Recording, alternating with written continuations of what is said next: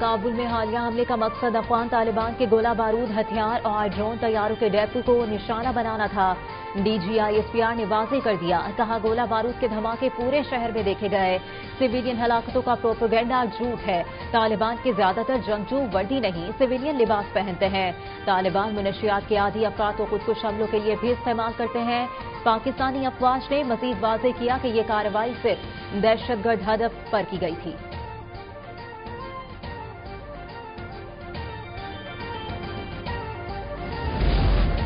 پاکستان نے بھارتی وزارت خارجہ کے بے بنیاد، گمراہ کن اور غیر مناسب بیان کو مسترد کر دیا۔ افغان سرزمین سے پاکستان کے خلاف دہشت گردی کی بھارتی سرپرستی پر شدید تشویش۔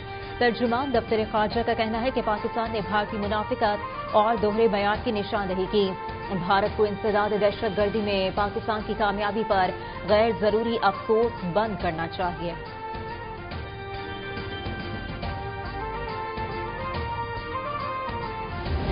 کمانڈر ابراہیم میرا رابطہ کمانڈر دلجان سے کروایا۔ کمانڈر دلجان نے بتایا کہ وہ مجھے خودکش ٹریننگ کے لیے ڈاکٹر سویہ BYC والے سے ملوائے گا۔ انہوں نے مجھے ہدایت دیا کہ میں مزید لڑکیوں کو فدائی کے لیے تیار کروں۔ بلوچستان میں سیکیورٹی فورسز کی کامیاب کارروائی، کالعدم BLA کی خاتون خودکش بمبار گرفتار۔ 19 سالہ خاتون 2025 میں BLA میں شامل ہوئی۔ ملزمہ کو مزید تربیت کے لیے BYC کی خاتون سے ملنا تھا۔ کالعدم BLA اور BYC کا مضمون مقاصد کے لیے خواتین کا استعمال بے نقاب۔ گرفتار خاتون کا نام 4 شیڈول میں شامل۔ خودکش بمباری کے لیے میری ذہن سازی کی گئی۔ خواتین سے کہوں گی غلط سرگرمیوں کا حصہ نہ بنے۔ دہشت گرد لائبہ کی گفتگو۔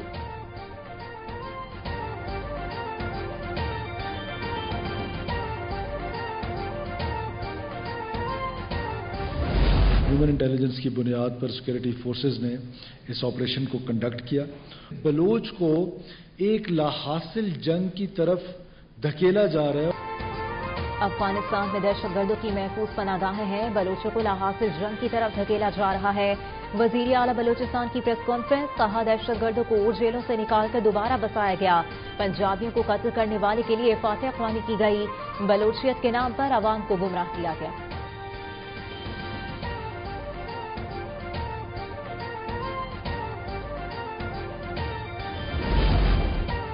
ایران میں شہید علی لاریجانی اور بسیج فورس کے سربراہ کی نماز جنازہ ادا، ہزاروں افراد کی شرکت، اللہ اکبر کی صدائیں۔ تہران کے انقلاب اسکوائر پر سپریم نیشنل سیکیورٹی کونسل کے سیکریٹری علی لاریجانی اور بسیج فورس کے کمانڈر غلام رضا سلیمانی اور بحریہ کے درجنوں اہلکاروں کی اجتماعی نماز جنازہ ادا کی گئی۔ حکومتی عہدیداروں، فوجی قیادت اور مختلف طبقات سمیت عوام کی بڑی تعداد شریک ہوئی۔ لاریجانی اور فرزند کو مشرقی تہران میں نشانہ بنایا گیا تھا۔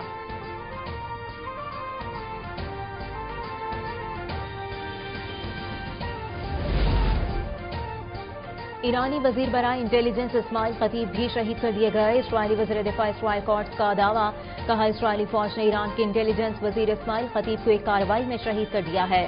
اسرائیلی حکام کے مطابق یہ کارروائی گزشتہ رات کی گئی۔ ایران کی جانب سے صہیونی دعوے کی تاحال تصدیق یا تردید نہیں کی گئی۔ کوئی رد عمل سامنے نہیں آیا۔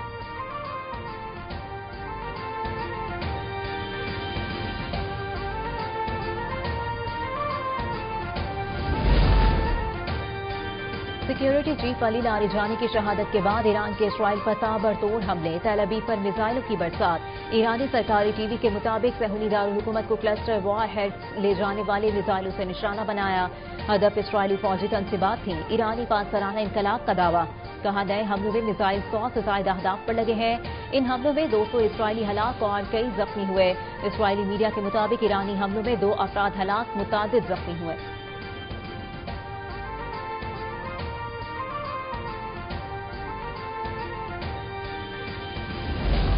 اسرائیل کے لبنان پر وحشیانہ حملے جاری، بیروت پر فضائی حملوں میں مزید 14 افراد جاں بحق، 41 زخمی۔ بیروت میں شدید فضائی حملے میں 14 منزلہ عمارت منہدم۔ لبنان پر حملوں میں اب تک 800 سے زائد افراد جاں بحق ہو چکے۔ میڈیا رپورٹس کے مطابق عمارت میں بڑی تعداد میں شہری موجود تھے۔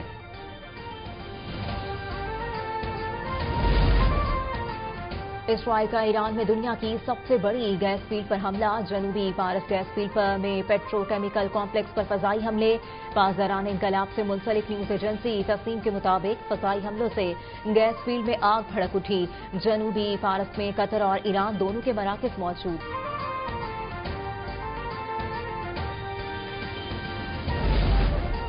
پاکستان کی ایران پر حملوں کی مذمت، پاکستان کی ایران اور امریکہ کے درمیان کشیدگی میں کمی کے لیے ثالثی کی پیشکش۔ وزیر اطلاعات عطا اللہ طاہر کا کہنا ہے پاکستان خلیجی ممالک کے ساتھ اظہار یکجہتی کرتا ہے، پاکستان کشیدگی میں کمی کی کوششوں میں حصے دار بننے کا خواہاں ہے۔ پاکستان نے پہلے بھی تنازعات کے حل کے لیے کامیابی سے ثالثی کا کردار ادا کیا تھا۔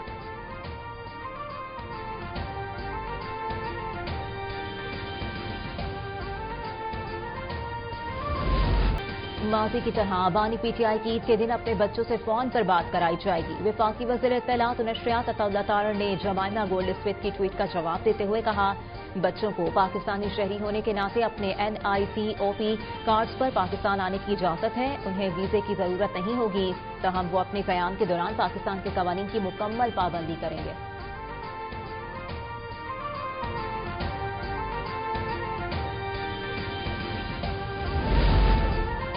پاکستان اور IMF کے درمیان تیسرے اقتصادی جائزے کے لیے ورچوئل مذاکرات، اسٹاف لیول معاہدے کے لیے IMF کا پاکستان سے مزید ٹھوس اقدامات کا مطالبہ، ٹیکس چوری کی روک تھام کے لیے ڈیجیٹل انوائسنگ سسٹم کو تیز کرنے پر زور، رسک بیسڈ آڈٹ کو لازمی قرار دینے کی تجویز۔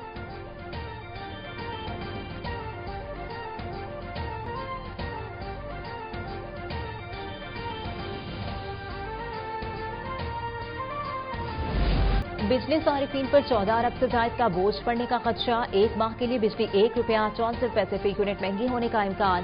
نیپرا فروری کی فیول ایڈجسٹمنٹ کی مد میں دائر CCPA کی درخواست پر 31 مارچ کو سماعت کرے گی۔ اضافے کا اطلاع کراچی سمیت ملک بھر کے بجلی صارفین پر ہوگا۔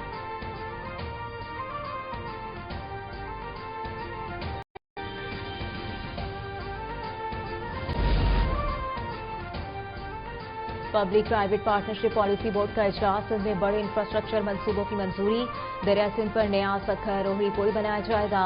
سندھ میں نجی شعبے کی سرمایہ کاری بڑھانے کے لیے اہم اصلاحات بھی منظور۔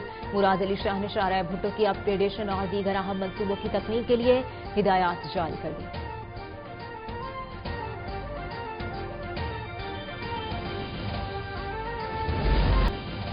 نواب شاہ میں قاضی احمد کے قریب قومی شاہراہ پر 2 الگ الگ حادثات میں 5 افراد جاں بحق اور 23 زخمی۔